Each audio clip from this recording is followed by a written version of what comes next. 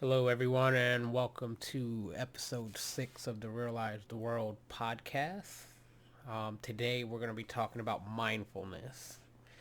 This is going to be the 6th episode of the series, the Enlightening Series, in which I discuss aspects of enlightenment, some of its origins, application, and so on. This is the first episode of 2020, so I'd like to wish everybody a happy new year, and I hope everybody enjoyed their holidays. And so now we're back to the grind. All of the festivities are over. Um, but yeah, so today we're going to be discussing mindfulness. And mindfulness is one of the subjects that I seek to bring awareness to with the Realeyes The World brand. The other one being self-awareness. Um, Mindfulness is a key piece in becoming self-aware, and that if you think of being mindful in your everyday vocabulary, before I give you this definition, you think, okay, so mind your business. Okay, so that's minding, paying attention only to my business, right? Or hey, if you don't mind, could you do me a favor? So when you use it in that context, it's kind of like, hey, if it's not much of a burden, could you help me out? Um, in a sense, there you're minding how the other person may feel, right? So mindfulness is simply the watching over, the observing of your sensories and your thoughts.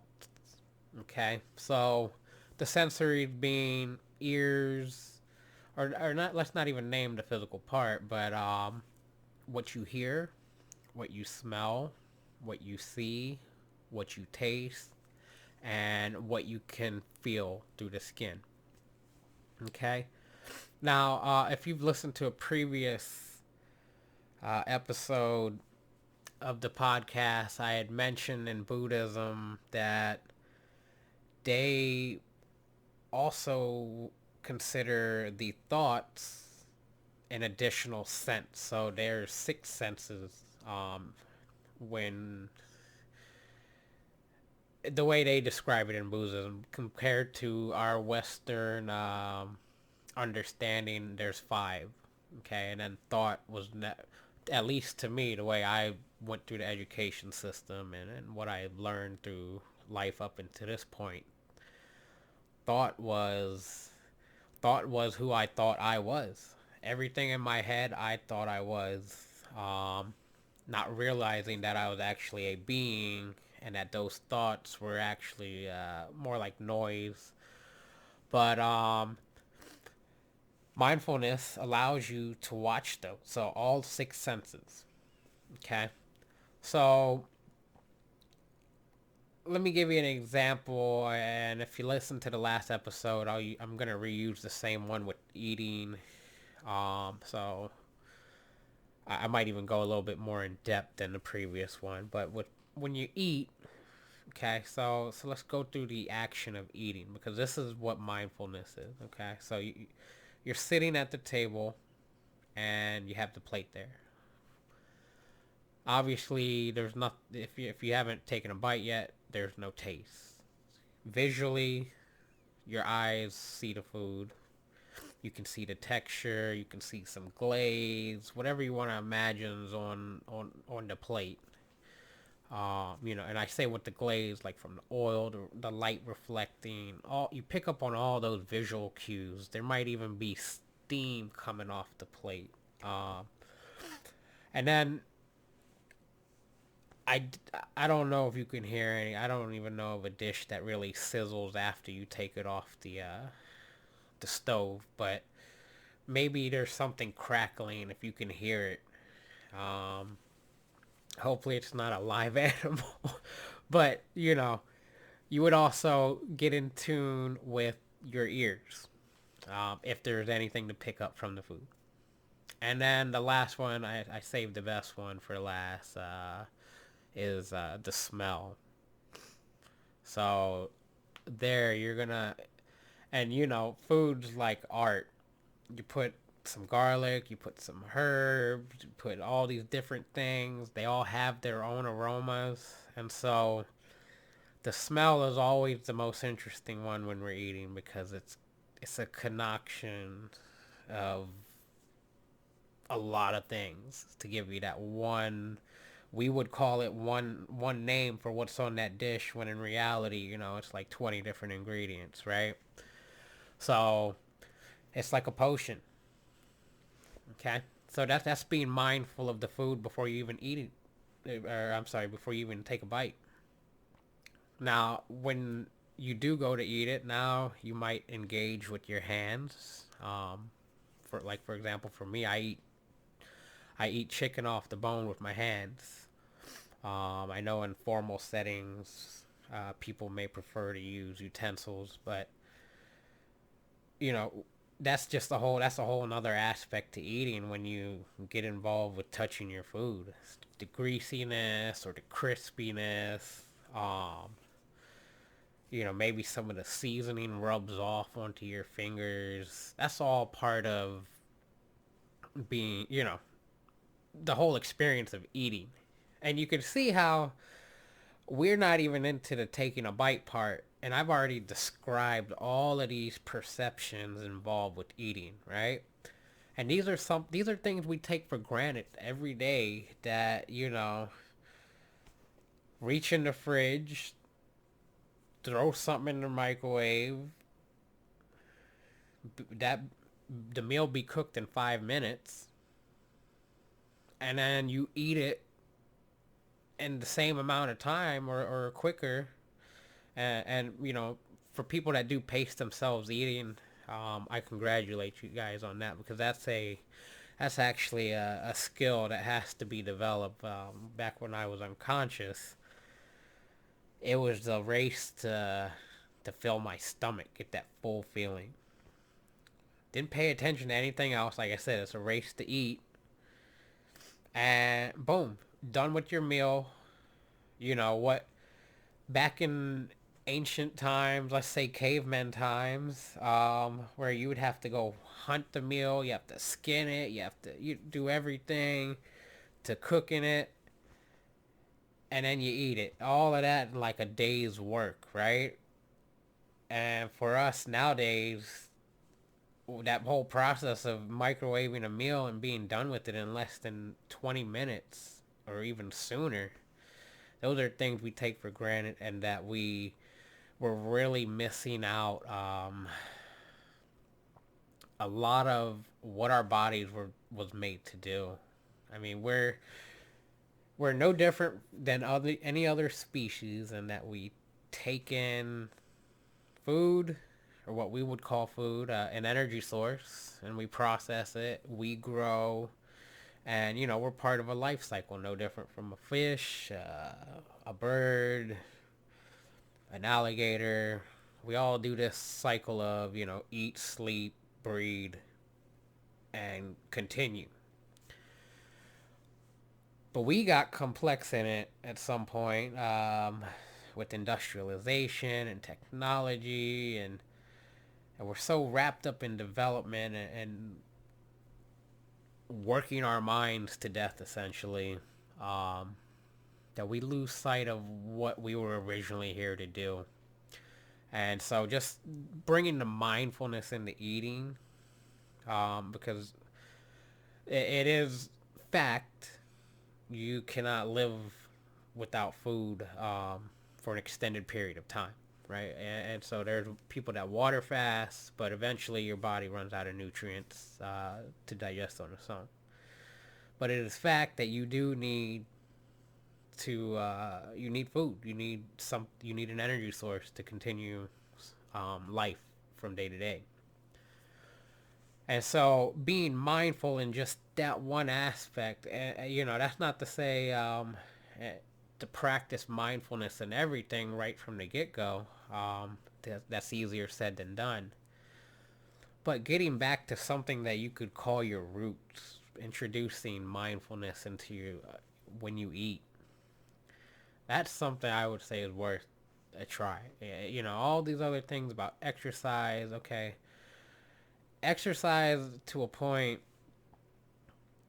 I would say, is a necessity because if we go back to our example with the cavemen, back then we would get all of our exercise from traveling to hunt and do everything manually. But now, when you think about 20 minutes to make a meal, that's you burn like 5 calories prepping it if you just microwaved it. So that's where exercise comes in, and that we really do need to be mindful of how much energy we expend and how much we need to replenish. We really need to take a new aspect to eating with mindfulness, and that we're not eating to survive, but more so we're eating to replenish energy. Um, I'd like to take that in a whole nother discussion, but let's get back to mindfulness. Um, so, yeah, back to our example of eating. Let's get past all the visual cues and the touching. Once you taste it, that's a whole nother experience, right? And this is where some people would also speed through, chewing the food. And when you're mindful, you become more aware of, oh, I'm about to swallow this without even chewing it entirely. Um, it's just being observational. So when you bring in mindfulness into that simple activity, it changes the experience. And this is what happened for me when I started meditating. I didn't understand what mindfulness. I didn't know what mindfulness was. And I don't know at what point I figured it out, but initially, once I started meditating, life had its like a whole new aspect. What the trees outside I saw back then when I was unconscious were not the same trees that were there the next day, and that I saw them for what they were entirely. I didn't just look past them as, oh, background noise, background noise. I became mindful of the environment around me. And so it's cool how mindfulness develops, and is that once you see the bigger picture with your mindfulness, for example, let's just take our overall life, and that we're here, like I said, to pretty much keep a life cycle going of our own genes. If you think of it as like how other species do when they have to compete for mates, it's really a process of ensuring the survival of your genetics, of your generation. When you think of that, and then you think of the test that you might have next week that's giving you anxiety, and you compare those on a scale of what's really important, the test becomes like a grain of sand on a beach. Okay, and that's to say there's a million grains of sand, a million things you're gonna experience in your life that makes up that one beach, that makes up your one life of just completing that process of ensuring the survival of your generation, of your DNA, your genetic line. And so I don't know. I don't know how that it's weird to have such an understanding and know of the same understanding in the past, but have a different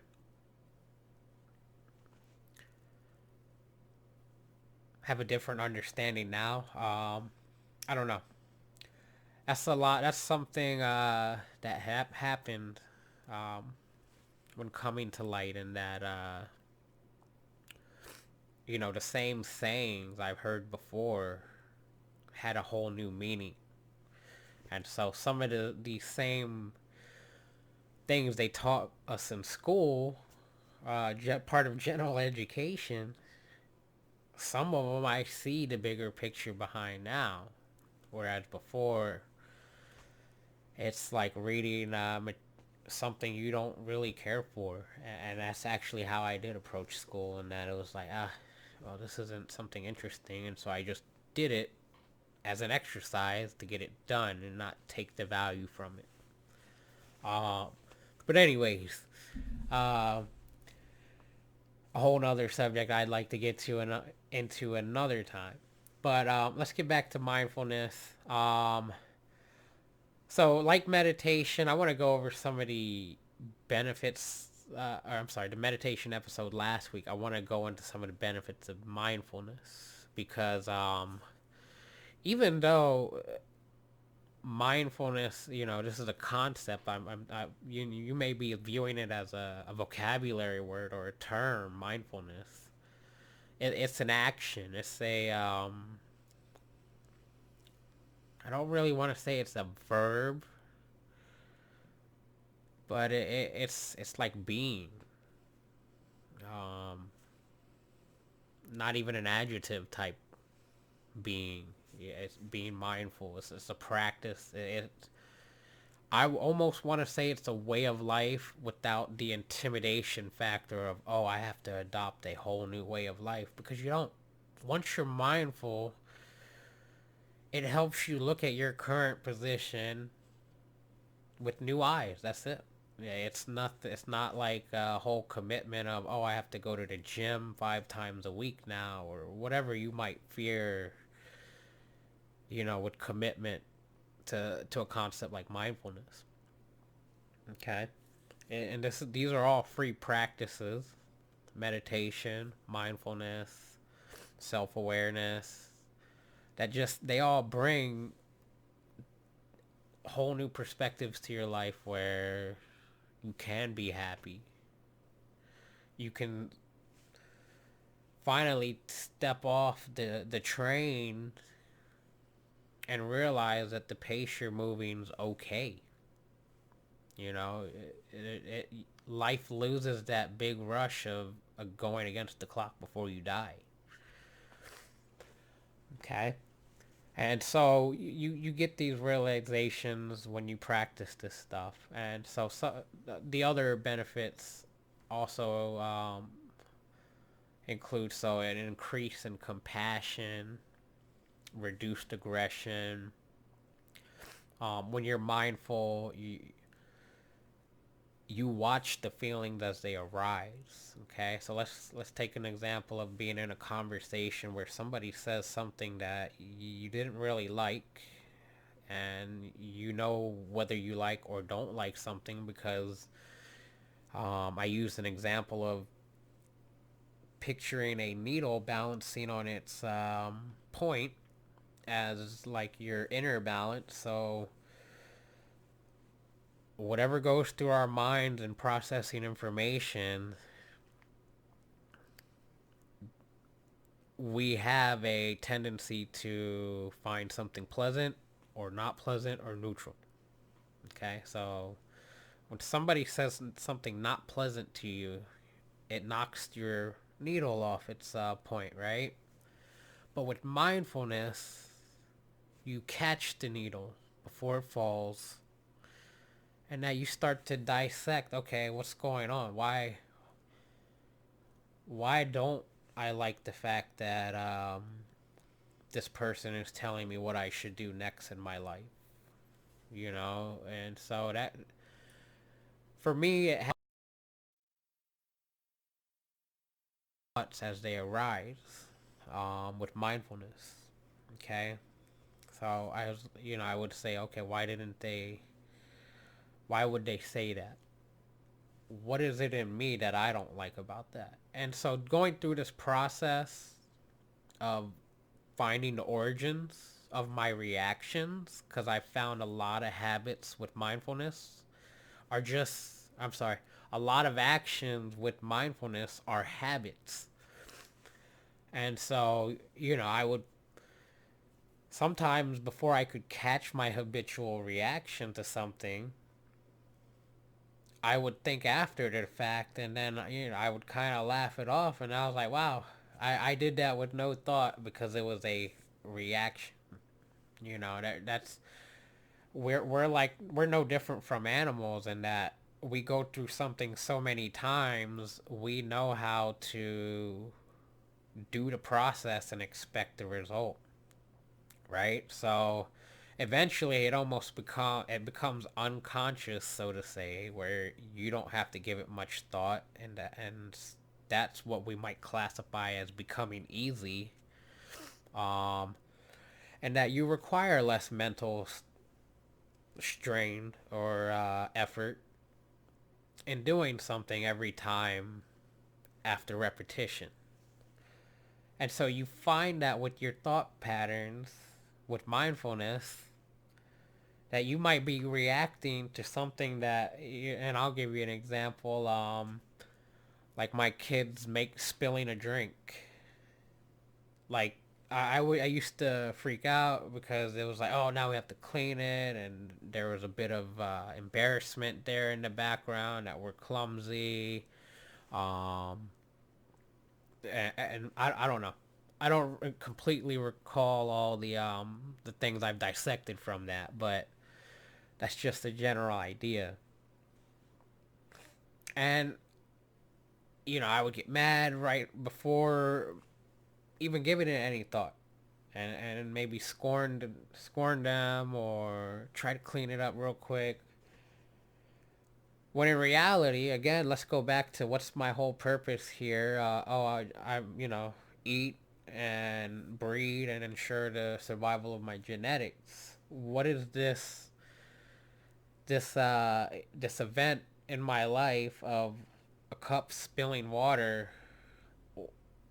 Why would that even be a big deal? What is that worth any energy for? Okay. And with mindfulness, you come to realize, okay, yeah, you have to clean it. So what? Expending mental energy thinking about something and not working to correct it or remedy it, that's not an efficient process. And I would say take it from somebody like myself who, I don't know, ran 99% of everything through my head 1,000 times before it actually came to fruit, the actual action. Um, and so, life's not that serious in that you would have to think of 1,000 different ways something can play out, with the the water spilling. It's funny how things come into your life by accident, and that you could be denying that event happening and lose your cool and completely miss the opportunity to meet somebody or whoever the waiter or waitress came to clean the table was. Things like that. There's so much more to it than getting lost in anger for something that doesn't really contribute to the big picture. Okay. So with the mindfulness, again, it increases your compassion and reduces aggression.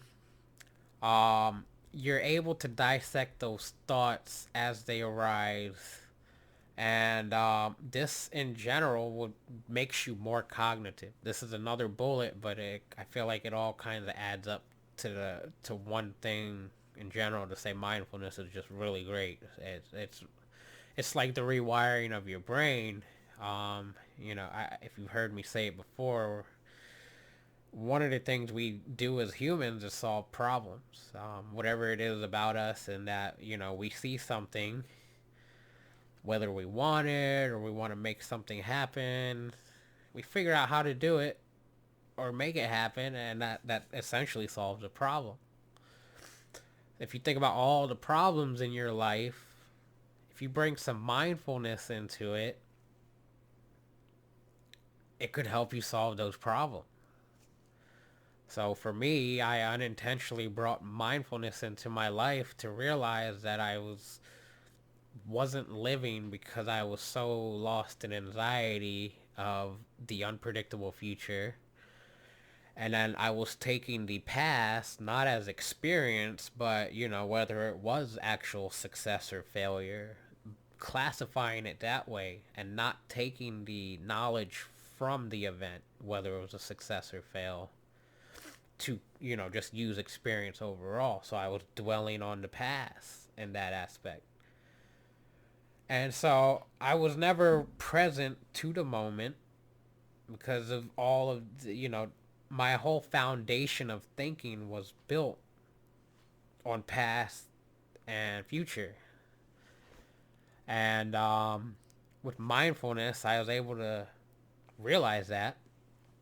And so I was able to rewire my brain essentially, and in essence, that now my foundation for thinking is being present. It's not based on trying not to get burned again like I did in the past. And it's not based on trying to get the best possible outcome of the future. It's simply dealing with the facts at hand,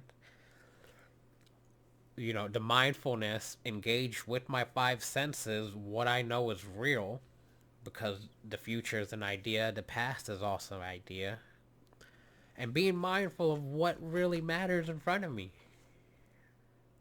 And so yeah, that in that way that you say it makes you more cognitive, it's being more focused on presence. And I actually didn't have this understanding of mindfulness until I did a little bit of research for this discussion today.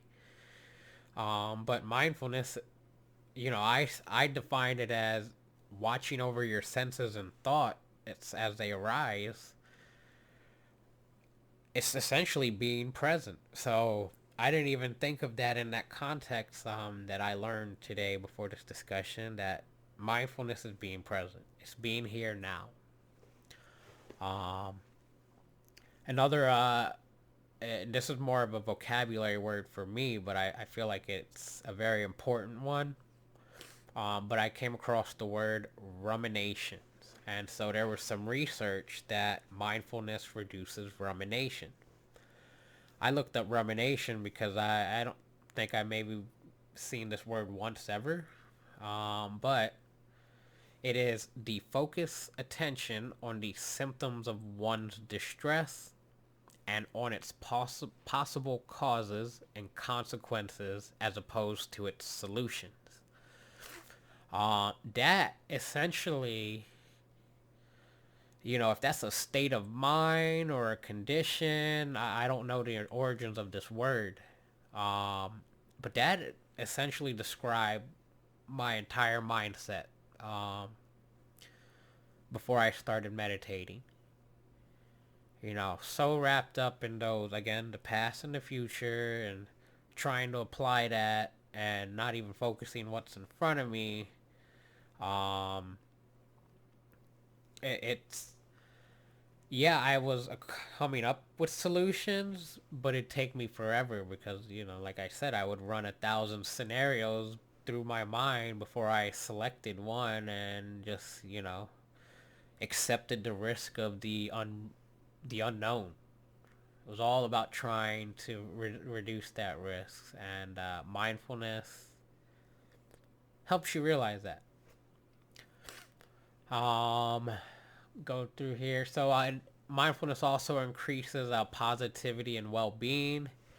Um, I guess as I reflect back on the times, I know I wasn't a very pleasant person to always be around. as far as positivity and negativity. Something, as soon as something happened, I'd be like, "Oh, see, I told you," or I'd just be so quick to compile to whatever it was versus try to bring everybody up. Um, yeah, I'm mindful of that now, and that when I see distress, I try to be there for people and bring them up, and, and improve the overall condition. Because I've realized again, like the beach example, spilling water on a table one night out of a million is not it's not anything worth losing your hat over, right?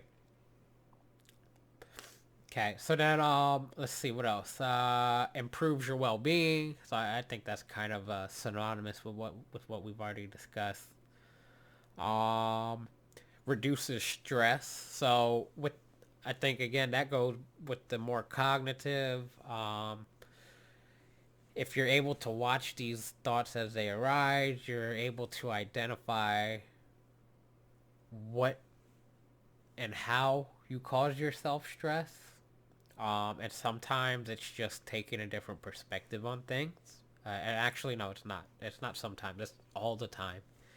Every stressful event in your life, it um, can be not stressful with a different mindset. Now, I'm not saying mindfulness is going to tell you this mindset, but this is the whole path of spiritual development and self development, and that with when you bring this mindfulness in, then you're able to perhaps go down that path of how can I live 100% stress free.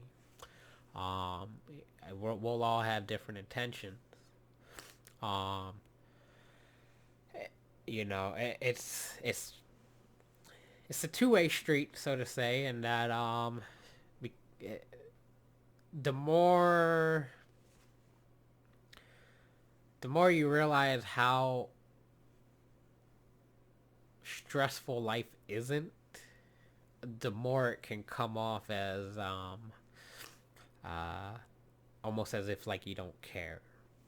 And that's where I say it's a two-way street, and that mindfulness will bring a perspective into your life that's not necessarily detrimental to anybody. Like with mindfulness, you could come to accept death or people around you dying without the attachment and the sorrowness. Um, but if you look like you're emotionless, people that are still unconscious to the bigger picture may view that as oh, you don't care and stuff like that. And so I'm not trying to create an anxiety of this, but it is an issue through my firsthand experience, and that when you don't, it's almost like you're going against the grain with what's the norm, like, oh, it's normal for everybody to freak out when something tragic happens. When your new normal is, oh, you're just being mindful. Oh, that makes me sad inside. But when you're mindful, okay, sadness is not entirely a state of mind I have to be in. I just know I have sadness in me. And so you're not sitting there sobbing and bawling your eyes out compared to everybody else. It makes you stick out. Um, so that's the two-way street I discuss, and that um, especially when you're trying to break free from an ego and protect your way of life that you're trying to cultivate, it introduces a little two-way street where there's some give and then there's some take, and you find a middle way. And it all comes with mindfulness, and that you don't have to necessarily worry about it, but it's an awareness. I'm bringing an awareness to something I've experienced. Okay. And then and so with the, before I get to the last one, with reduced stress, there's a lot of science that says stress in general is bad and makes us gain weight, and also leads us to bad mental habits like overeating or doing self-destructive things. So obviously, when you reduce stress, you get less of all that. So there are physical benefits to your body, and that your mind's not beating itself up, and it's also not trying to compensate for a lack of whatever you've been trying to chase. And that's what I believe. That's how I believe meditation helped me lose weight. A lot of people ask me how you lose weight, and I could tell you I didn't go on an extreme diet where I wasn't eating, and I didn't go to the gym and bust my butt 5 times a week or anything like that. I simply introduced mindfulness, and if you remember early on in this episode here, I mentioned something about matching your energy output to what you intake as far as food. And so I realized that I created a light exercise habit. It was 20 minutes on an elliptical, pre-programmed exercise. And I would alternate that and stretching. And that was my weight loss regimen. I was just more conscious of what I ate, and when I became full, and I would stop eating. So I know it's easier said than done, but this is where mindfulness comes in, and that you need to really assess, okay, how do I feel before I eat? Not to say like really critique yourself, but there's science out there that says most of us eat. There's research, sorry, not science, but scientific research that say a lot of us overeat because we can't interpret the thirst signal from our body from satiety, wanting to be full. I can tell you from water fasting experience that we really don't need to eat that much. And especially like if you like me, I have a somewhat sedentary life. Like right now I'm sitting in front of the computer recording this. I do a lot of work on the web page, all sitting down for the blog. Before this, I had a computer job which demanded I sat down 8 hours, and so I don't need to take a lot of food, and that's being mindful. Okay, you know, science tells us we need to create a caloric deficit to lose weight. You'll never do that when you keep overeating. And if you can at least maintain your weight, not overeating, that's better than gaining more weight, right? So you bring mindfulness in, the changes don't happen overnight, right? You gotta build this practice up. And what's funny with mindfulness is once you see the bigger picture, for example, how you eat, then you start to break it down into little things and that you're being mindful of. For example, your mindfulness of eating may turn into a mindfulness practice of how you're holding the fork and how you chew the food. It becomes more granular and granular until it reaches back to the inner you. And that's where you find that, oh, maybe I don't need to eat seconds, because that hunger pain went away. I'm not entirely full, but I don't need to be full. That's just a habit that I made in the past, or maybe your entire life, like me, of just eating until you get that stomach stretch. Because that's what we all define as full. Eating until we really shouldn't. Where I think awareness needs to be brought to satiety, and that, okay, maybe every 5 bites reassess, do I need to eat more? And then if you calorie count, I don't entirely calorie count, and that I just get approximate values. I'll estimate 300 to 400 calories in a meal when prepping it, because I know that's about what I'll eat. That's these are all mindfulness practices, and so there's things you could do to try and trick your mind, like putting it on a smaller plate. But when you're mindful, big plate, small plate, you go by what your body tells you.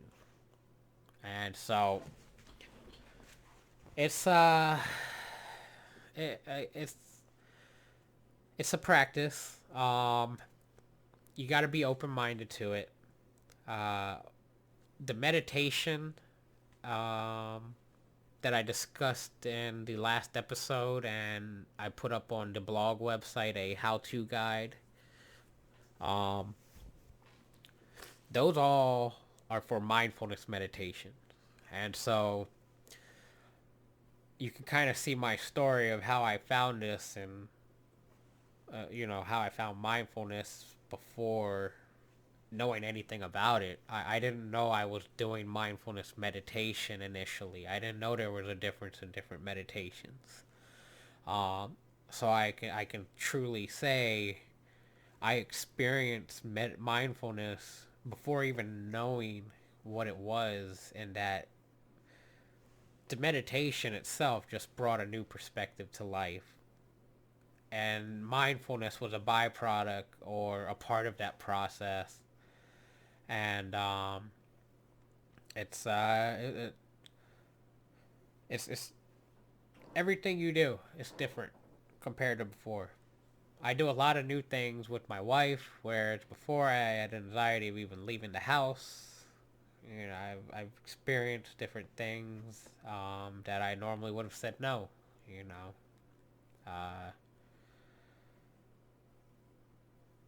trying to think of an event that I recently volunteered for, but it's irrelevant. But yeah, on the topic of mindfulness, that comes, I believe meditation helps cultivate mindfulness, and that it's that simple exercise of just killing your thought and focusing on your breath. Uh, somehow brings you in tune with your senses in a way. Like I said, mindfulness is watching over your senses and your thoughts. So meditation brings you to those senses in a way that you've never would have realized are there. Once you are able to quiet your mind, and especially when you're doing mindfulness, you're able to quiet those instinctive or impulsive reactions, and that they may come up, but there's some extra breathing room thanks to mindfulness and meditation. There's extra space around those feelings that allows you to perhaps change how you're going to react this time. So I think we'll call it a quit there. I did mention last week about maybe a meditation challenge this month. However, I wanted to publish more written educational content, like that how to meditate guide. I might even do one for mindfulness after today. But I do want to get some more content that can be shared out there on the blog site before I do engage in social media. I eventually want to get some YouTube videos up, but these are all things I put it out there. It's just more of a matter of when, and so I've never been good at predicting the win, and so it's, lessons learned. I'm gonna keep more things on the low and wait till till they actually come to fruit before I announce them. So, um, do keep an eye out on the social media because I've started writing blog posts as of, I believe it was this week. I had an interesting experience last weekend where I wrecked my Corvette, and pretty sure it's totaled.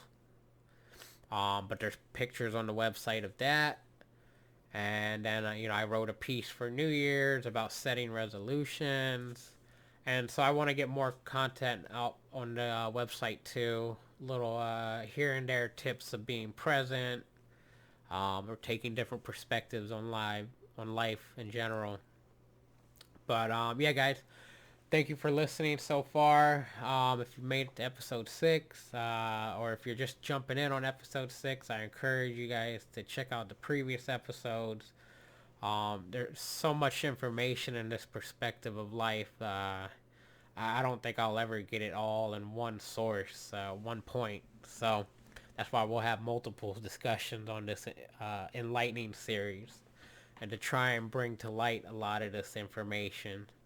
Um, and hopefully help some of you guys see what may be holding you back, or what may be causing you uh, to live life not to its fullest. Okay? So thanks again, and here's to a brand new year, 2020. May it be fruitful for everybody. If you don't know how to set your intentions, I'd suggest a quick Google.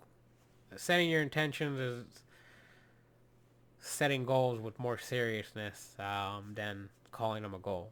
But check that out. Hopefully that could work for you guys for 2020. But keep it present. Go from day to day. Don't get lost in the big picture down the road. All right, guys. Thank you.